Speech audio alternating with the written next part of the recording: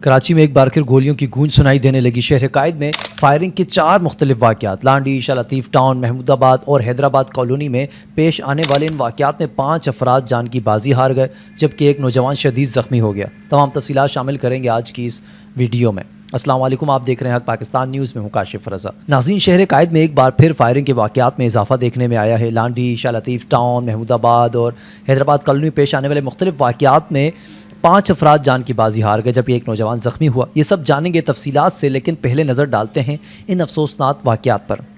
Landhi 89 number timber market کے قریب motor cycle سوار نقاب پوش ملزم کی فائرنگ سے 25 سالہ فضیل اور فیضی ولد رئیس قریشی جاں بحق ہو گیا۔ پولیس کے مطابق مقتول گھر کے قریب گلی کے کونے پر بیٹھا ہوا تھا کہ موٹر سائیکل پر سوار ملزم نے نشانہ بنایا اور فرار ہو گیا۔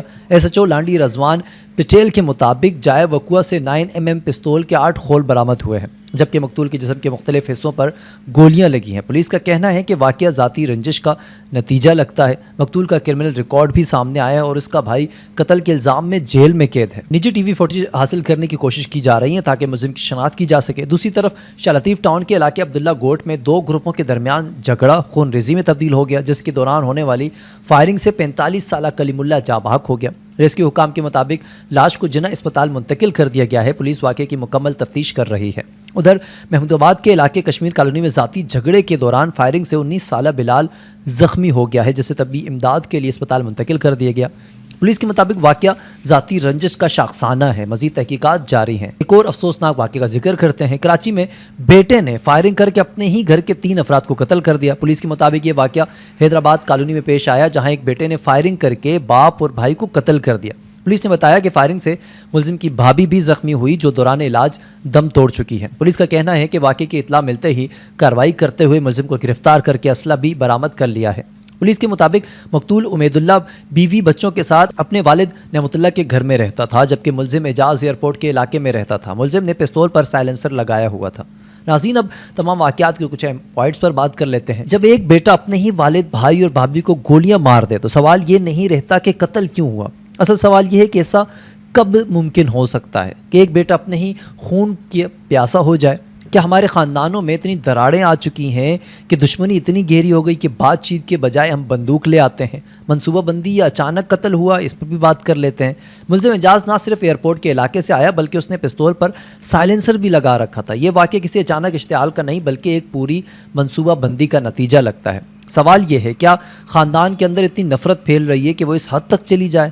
اب بات کرتے ہیں لانڈی والے واقعے پر۔ لانڈی میں جس انداز میں مقتول کو ٹارگٹ کیا گیا وہ کسی اتفاقی جھگڑے کا نتیجہ نہیں بلکہ منظم منصوبہ بندی کا نتیجہ لگتا ہے۔ 8 گولیاں، وہ بھی ایک ہی شخص کو ماری گئیں۔ پولیس کا کہنا ہے کہ مقتول کا کرمنل ریکارڈ بھی تھا۔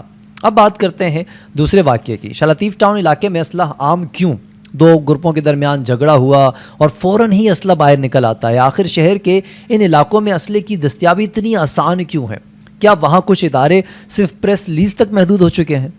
اب ذکر کرتے ہیں محمود آباد کے واقعے کی۔ صرف 19 سال کا ہلال جو شاید ایک ذاتی رنجش کا شکار ہو گیا۔ ایسے واقعات نئی نسل کے ذہنوں میں خوف، بے یقینی اور بد اعتمادی پیدا کرتے ہیں۔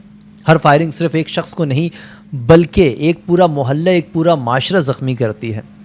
ناظرین، کراچی ایک بار پھر خون کی لپیٹ میں ہے۔ کہیں ٹارگٹ کلنگ، کہیں ذاتی دشمنی اور کہیں عام شہریوں کی جان خطرے میں ہے۔ یہ کیسا نظام ہے جس میں کوئی گولی تو چلا لیتا ہے لیکن انصاف ملنا مشکل ہوتا ہے؟ یہ کیسا نظام ہے جس میں گولی چلانا آسان اور انصاف ملنا ناممکن ہو چکا ہے؟ کیا معاشرہ اتنا بکھر چکا ہے کہ خون کے رشتے اب صرف جذباتی کمزوری نہیں بلکہ جان لیوا خطرہ بن چکے ہیں؟ کیا ہمیں صرف جرم کے بعد کارروائی کرنی ہے یا اس سے پہلے اسباب ختم کرنے کی کوشش بھی کرنی چاہیے؟ کیا ہمارا نظام، ہماری تربیت، ہمارے خاندانی اصول اب نئی نسل کو برداشت اور گفت و شنید سکھا رہے ہیں یا صرف بدلہ، انا اور تسلط؟ سوال یہ ہے کہ ہم صرف ذاتی رنجش اور تفتیش جاری کے جملے سننے کے لیے پیدا ہوئے ہیں یا ہمیں وہ کراچی واپس ملے گا جو کبھی روشنیاں کا شہر ہوا کرتا تھا؟